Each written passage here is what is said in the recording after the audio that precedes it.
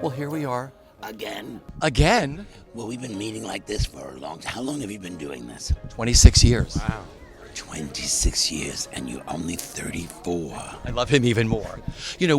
I was so happy to hear that nomination yesterday for Torch Song because I remember your whole family at Ted Hooks backstage.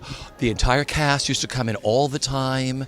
It was this big family, and now you created this family all over again, Richie, at Second Stage and on Broadway. Talk about just working together on this and what it meant to the both of you. Will you tell them the story?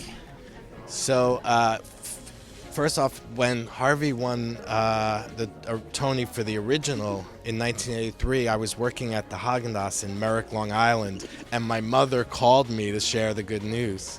She had taken me when I was a 17-year-old kid to see Harvey. She saw the show, and she bought tickets on the way out to take me.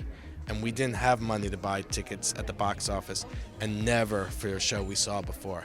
And she wanted to start she used theater as a crystal ball to show me the life that could be possible for me. So, I called Harvey recently and I said, LGBTQ youth are under attack.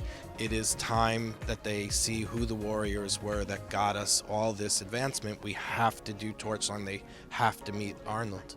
And Harvey graciously said yes. Well, we then needed to find the right person to do it because you can't do Torch Song unless you have the Arnold. So we did a couple of readings with a couple of wonderful actors. But there's something you need. There's an availability to the audience you have to have. And when Michael Urie came in and read, it was like, there he is. There's somebody who the audience will be able to follow and love and watch go through all this, And then Michael took it on, thinking it was a comedy. And I used to say to Michael, the audience is going to laugh themselves sick, and you're going to go home and cry every night. And he looked at me like maybe I was crazy, and then he found out it's true. Arnold is not happy in that play.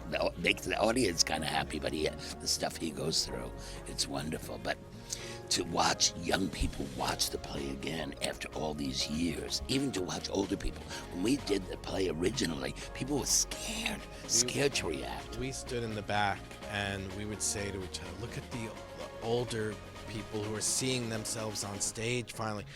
And then Harvey would look at the young people. Yeah, it really was amazing to see it again and to see that it still had the power that it had.